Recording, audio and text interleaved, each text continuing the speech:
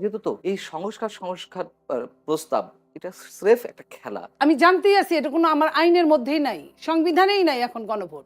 এই গণভোট দিতে যাওয়ার আগে আরেকটা গণভোট দেওয়া দরকার, যে গণভোটটা হবে কি হবে না। গণভোট নিজেই তো একটা অবৈধ জিনিস, সেটা তো প্রমাণিত হয়েছে। আমি আপনার এখানেও বসে বলে গেছি অবৈধ জিনিস এটা, যেটা সংবিধানে নাই, যেটা রাষ্ট্রপতি একটা অধ্যাদেশ আদেশ দিয়ে দিলেন, রাষ্ট্রপতির আদেশে তো হতে পারে না। আপনি যদি গণভোটটাকে আজকে আদালতের মাধ্যমে যদি আপনি বাতিল করেন, ভবিষ্যতে আপনি যে নির্বাচিত হয়েছেন এই নির্বাচনটাও বাতিল হয়ে যাবে। আদালত বলে দিল যে এই তোমরা গণভোট মানো, হ্যাঁ, সংসদ মানবে না, তাতেও কিছু করার নাই, কেননা সংসদ সার্বভৌম। এই জুলাই সনদ আমাদের অস্তিত্ব, এই জুলাই সনদের মাধ্যমেই আজকে এই নতুন বাংলাদেশ আমরা পেয়েছি। এই জুলাই সনদের মধ্য দিয়ে আজকে উনি তারেক রহমান বাংলাদেশের প্রধানমন্ত্রী হয়েছেন। গণভোটের কথা যখন আসে সংস্কার কমিটিতে, তখন বিএনপি প্রথমেই অবজেকশন দিয়েছেন। বিষয়টা হচ্ছে যে 12 তারিখে সংসদ অধিবেশন বসছে এবং এই জুলাই সনদ বলি কিংবা গণভোট বলি, জুলাই সংস্কার পরিষদ বলি, সবই পার্লামেন্টের মাধ্যমে নির্ধারণ হবে। আর জুলাই সনদের যে কথা যেটি বলছেন বা আমরা যেটি জানি, সেটি কতিপয় সব সব রাজনৈতিক দল কিন্তু এতে মানে সাইন করেনি। হয়তো অধিকাংশ রাজনৈতিক দল এটাতে অধিকাংশ রাজনৈতিক দল, এখন তো সবাই করেছে, এনসিপি সহ। না সবাই করেনি, যেমন সিপিবি করেনি। আচ্ছা, সিপিবি তো তারা একটা ঐকমত্যে পৌঁছানোর চেষ্টা করেছে, কিন্তু জুলাই সনদে যেই বিষয়গুলো এসেছে, নানান বিষয় এসেছে তো তো এর মধ্যে বিএনপির কোথাও কোথাও আপত্তি ছিল। হয়তো তারা টাইমটা পাস করার জন্য, যে কোনোভাবে নির্বাচনটি আদায় করার জন্য তারা বলেছে হ্যাঁ হ্যাঁ। এখন আপনারা জানেন যে এনসিপি এবং জামায়াতে ইসলামীর পক্ষ থেকে এই নির্বাচনকে প্রলম্বিত করার জন্য কত ধরনের অজুহাত ছিল। প্রথমে স্থানীয় সরকার নির্বাচন করতে হবে, তারপর আবার জুলাই সনদ করতে হবে। জুলাই সনদ করলে তার আইনি ভিত্তি কী হবে, আইনগত ভিত্তিটা দরকার। আইনগত নিয়ে ঐকমত্য কমিশন বসলো, ডক্টর আলী রিয়াজ বসলেন, তাদের কাছ থেকে লম্বা লম্বা আইনি ব্যাখ্যা নিলেন কীভাবে আইনি ভিত্তি দেওয়া যেতে পারে। প্রথমত বলা হলোই যে হ্যাঁ এটির আইনি ভিত্তি দেওয়া হচ্ছে, কিন্তু আইনি ভিত্তি আমরা পরবর্তী দেখলাম না। এর পরবর্তীতে গণভোটে হ্যাঁ হলে কি হবে, ইত্যাদি ইত্যাদি নানান ধরনের। আচ্ছা জয়নুল, আপনি আমাকে বলুন যে এইগুলো নিয়ে আমাদের সংশয় কেন? একবারে ডে ওয়ান থেকে বলে আসছি যে এই সংস্কার প্রস্তাব এটা স্রেফ একটা খেলা। কি খেলা? টাইমটা পাস করার জন্য। আপনি যে বলেন যে আপনার কথার যুক্তি কি বা প্রমাণটা কি? প্রমাণ হচ্ছে এই যে এই 18 মাসে কোনো সংস্কার হয়নি। আদালত খুব মানে সুচিন্তিত একটা ডিসিশনই আমাদের সামনে থ্রো করেছে, যে রুল জারি করেছে কতদিনের? 4 সপ্তাহের। ধরে নিলাম যে 2 সপ্তাহের করতো, তাতে কি হতো? 12 তারিখে সংসদ অধিবেশন বসছে। ওই সংসদ অধিবেশনে নির্ধারণ হবে যে গণভোটের পক্ষে বিএনপি আছে কিনা, অথবা হ্যাঁ ভোট জয়যুক্ত করার মাধ্যমে যেসব আদেশ আইনে পরিণত হওয়ার কথা, অধ্যাদেশ, সেগুলো তারা করতে চায় কিনা।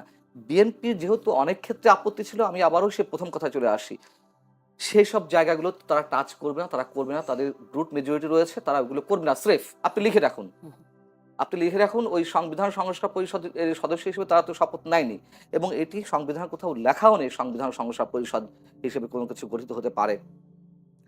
গণপরিষদ লাগবে তো, সুতরাং আপনার একটা জিনিস ভালো লাগবে, আপনি সেটা বলবেন। আপনি বলেন যে শপথটা কি নেই, শপথটা নাকি সংবিধানে নেই, শপথটা সংবিধানে না। আচ্ছা আমাকে আপনি বলেন তো, যিনি আপনাকে নির্বাচিত করেছেন, মানে যিনি আপনাকে যে ইলেকশন আয়োজন করেছেন, অন্তর্বর্তীকালীন সরকার যে শপথটা গ্রহণ করেছে, এটা কি আমাদের সংবিধানে আছে? উনি তো প্রধানমন্ত্রীর শপথ গ্রহণ করেছিলেন, এবং কি উপদেষ্টারা যারা, তারা মন্ত্রীদের শপথ গ্রহণ করেছেন, সেটা তো আমাদের সংবিধানে নেই। তো তাহলে তারা যে বাবা সন্তানকে যে প্রসব করেছে, সে বাবার শুরুটাই তো অবৈধ, তো তাহলে তার সন্তানও তো অবৈধ হবে। আমি মনে করি বিএনপির সবচেয়ে বড় ক্ষতি হবে কি জানেন ভবিষ্যতে? আপনি যদি গণভোটকে আজকে যদি আদালতে ঘাড়ে ঠেকিয়ে আপনি যদি গণভোটটাকে আজকে আদালতের মাধ্যমে যদি আপনি বাতিল করেন, ভবিষ্যতে আপনি যে নির্বাচিত হয়েছেন এই নির্বাচনটাও বাতিল হয়ে যাবে। একটা ডিগ্রি থাকলে অনেক রকম কথা বলা যায়, কিন্তু সংবিধান তো ওই কথা বলে না। সংবিধানের বাইরে যাওয়ার আমাদের কোনো উপায় নেই, কারোরই কোনো উপায়। এটা কি নির্বাচন আগে বুঝে নেই? আমরা বিএনপি অনেকবার বলেছে যে এই গণভোট কোনোভাবেই সম্ভব না, ঠিক না। তখন তারা বলছে যে আপনার ওইখানের যে চিফ ছিল কি বিদেশি আমেরিকান আলী রিয়াজ সাহেব, উনি একচেটিয়া যা যা ইচ্ছা তাই করেছে। বিএনপির সামনে একটাই কাজ ছিল, সেটা নির্বাচন, যে কোনোভাবে নির্বাচনকে হতে হবে, নইলে দেশটা থাকবে না। এটা যে কোনো পুরখা বাংলাদেশের মানুষ বুঝেছিল। হুম। তো বিএনপি মানে এই জন্য গণভোটের বিষয়টা বিএনপির প্রত্যেক কৌশল। প্রত্যেকটা ব্যাপারে বিএনপি এমবার্গো দিয়েছে, প্রতিটা ব্যাপারে। প্রথমে যখন গণভোটের কথা আসলো, বিএনপি, আপনি খেয়াল করেন, খালি রাসেল বললে হবে না, আপনি খেয়াল করেন, বিএনপি এমবার্গো দিয়েছে। তারা বলছে যে তারা আন্দোলন করবে, তারা নির্বাচন চায় না, গণভোট ছাড়া তারা নির্বাচন চায় না। জামাত স্ট্রেট বলেছে, সঙ্গে এনসিপি কে নিয়ে, তার মানে সরকার, এনসিপি কে নিয়ে জামাত বলা মানে সরকারের মদত সহ বলেছে। বিএনপি শেষে যখন দেখেছে গণভোট হইলেও কি না হইলেও কি, আপনি আমার কথা শুনলেন না, আমি বললাম গণভোট, বিএনপি বললো যে যদি হয় তাহলে একদিনেই হতে হবে। কেন হতে হবে? যে একটা তো আমি জানতেই আছি, এটা কোনো আমার আইনের মধ্যেই নাই, সংবিধানেই নাই এখন গণভোট। এই গণভোট দিতে যাওয়ার আগে আরেকটা গণভোট দেওয়া দরকার, যে গণভোটটা হবে কি হবে না। রাষ্ট্রপতি এই অধ্যাদেশ দিতে পারে না। তো ৭২-এর সংবিধান, যে সংবিধান আছে তার মধ্যেই এটা নাই এখন। ওই ৩টা পর্যন্ত গণভোট হয়ে গেছে, তারপরে নাই, এটা শেষ করে দিছে। তাইলে আপনার গণভোটটা যেটা নাই সেটা হইলেই কি না হইলে কি? বিএনপির কথা হইলো আমার নির্বাচন দিয়ে কথা। বেশ, বিএনপি শেষে বললো একদিনে হতে হবে। জামাত আবার আন্দোলনের ভয় দেখাইলো, আন্দোলনে মাঠে নামলো, তারেক রহমানরে গালাগালি করলো, বিএনপিরে গালাগালি করলো, বিএনপি ওই জায়গা থেকে সরলো না। এতে কি হলো দেখেন, জুলাই সনদ নামে যেটা করলো, বিএনপির অনেকগুলো নোট অফ ডিসেন্ট ছিল, আপনারা জানেন, নোট অফ ডিসেন্ট সহ বিএনপি সিগনেচার করেছিল জুলাই সনদে। কিন্তু প্রধান উপদেষ্টা যখন এটা প্রকাশ করলেন, তখন কিন্তু এম্বার্গোগুলো একটাও ছিল না, নোট অফ ডিসেন্টগুলো ছিল না। বিএনপি কিন্তু প্রতিবাদ করলো। বিএনপি প্রতিবাদ করার পরে তারা কিন্তু কেউ, না প্রধান উপদেষ্টা না জামাত, তাদেরও কিন্তু চারটা কিন্তু কারোরই মানা সম্ভব না। কিন্তু তারা মনে করলো যেহেতু সরকার জামাতের পক্ষে, সরকার এনসিপির পক্ষে, তারা মনে করলো যে হ্যাঁ এটা আমরা মেনে নিতে পারি। তারা সরকারের সঙ্গে কথা বললো না, সরকার একচেটিয়া এটা নিয়ে করলো। বিএনপি এইদিকে মাথা ঘামালো না, বিএনপি নির্বাচনের দিকে শোনেন। আমি বলি, আমি আপনার কথা, আপনি যেটা বলবেন আমি ধারাবাহিক আসছি। বিএনপি শেষ করে দিল, ঠিক আছে ইলেকশন হোক। বিএনপি কিন্তু তার এম্বার্গো কিন্তু বলে দিল প্রধান উপদেষ্টাকে যে আমরা এইটাই সিগনেচার করি নাই, তো এটা নিয়ে আবার ক্যাচাল হবে, এটা কিন্তু বলে দিল। তারপরে যখন এটাই থাকলো বলবৎ, তখন বিএনপি কি করলো? বিএনপি বলল যে বিএনপি ভোট, এই ভোটের পক্ষে হা ভোট দেওয়ার কথা, না ভোট দেওয়ার কথা কিছুই বলে না।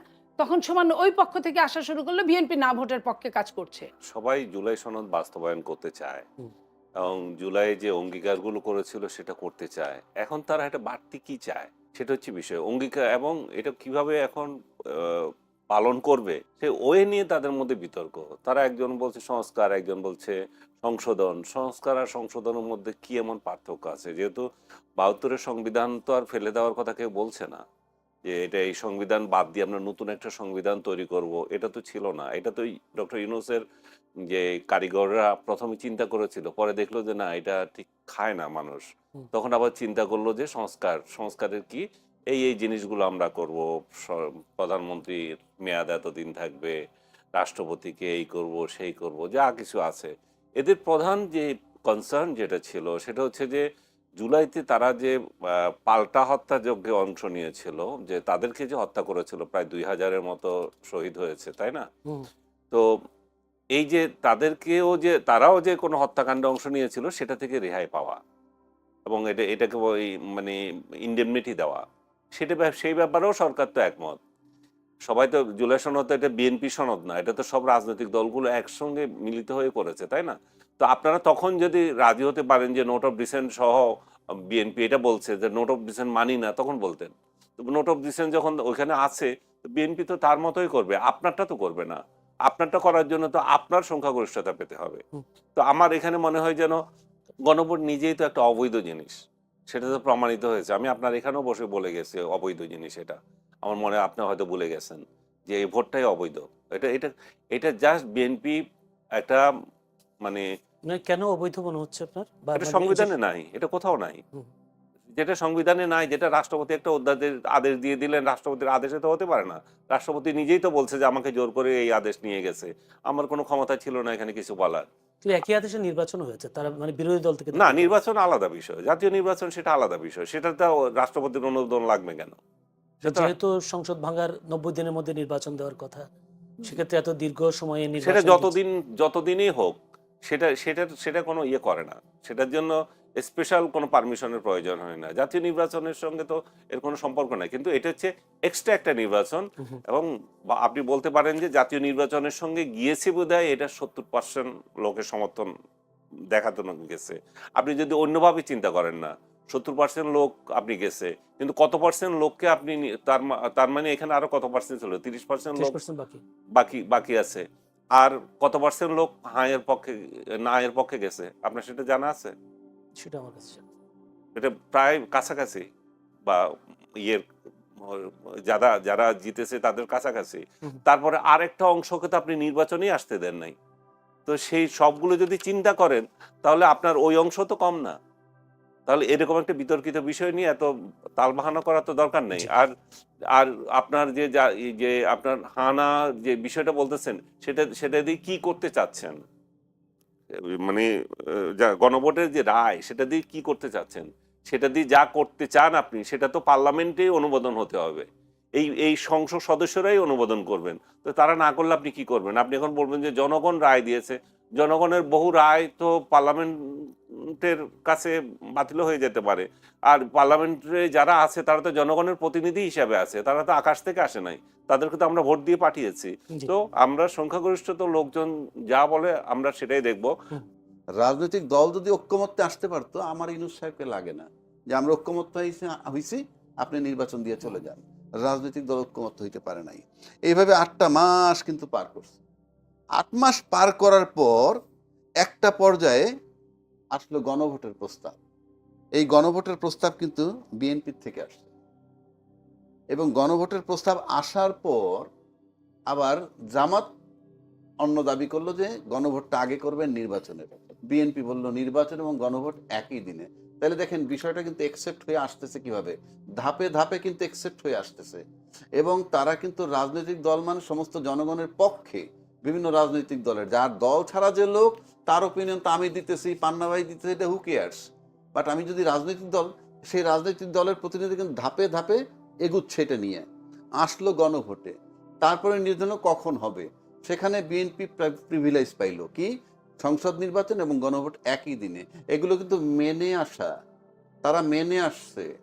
এবং গণভোট যখন হইল চলমান বা সামনে আসছে, ঠিক তখন কিন্তু আজকের প্রধানমন্ত্রী যিনি জনাব তারেক রহমান সাহেব, উনি কিন্তু বলছেন যে গণদানের শেষে যেভাবে ভোট দিবেন, গণভোটেতে হাতে সেভাবে ভোট দিবেন।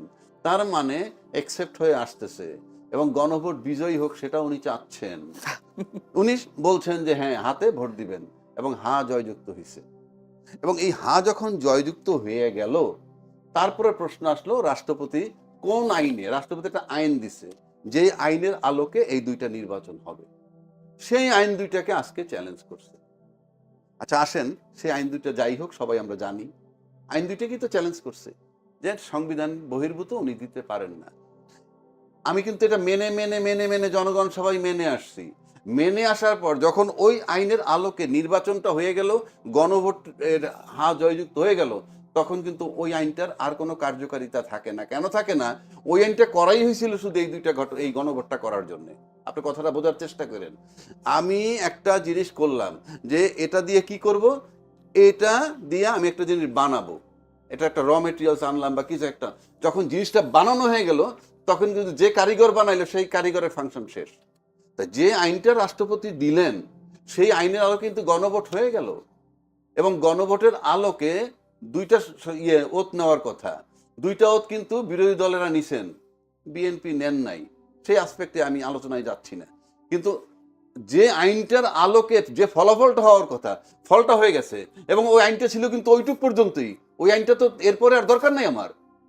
যে আইনের আলোকে ফলাফল হয়ে গেল, সিদ্ধান্ত হয়ে গেল, সেই আইনটা এখন এমনি অকার্যকর। কারণ ওই আইন আপনি প্রয়োগ করবেন কোথায়? ওই আইনের তো দরকার নাই। এটা তো আদালত দিয়ে বাদ দেওয়ার দরকার নাই, ওটা তো এমনিই বাতিল হয়ে গেছে। কারণ ওটার তো পারপাস ছিল একটাই, গণভোট করা। সুতরাং এই যে আদালতে যারা নিছে, তারা কেন নিছে আমি জানি না, কারণ ওই আইনটার কোনো ফাংশন নাই। এখন ওই আইন বাতিল করে দিল, তাতে কি হবে? ওই আইনের আলোকে তো ফলটা হয়ে গেছে। যেমন ধরুন, উনি তো সাংবাদিক, রিপোর্ট করে, যেমন একটা আইন আজকে আছে, সেই আইনে এই অপরাধ করলে 3 বছরের জেল হবে। এই যে দুইটা অধ্যাদেশ যে আইনগুলা বাতিল করো, রাষ্ট্রপতি আইনকে চ্যালেঞ্জ করছে যেটা, হ্যাঁ, এই যে গণভোট এবং জুলাই হ্যাঁ, সনদের, হ্যাঁ। তা সেই আইনের আলোকে তো আমার গণভোট হয়ে গেছে, এখন সংস্কার করা বাকি, সুতরাং ওই আইন এখন অকার্যকর।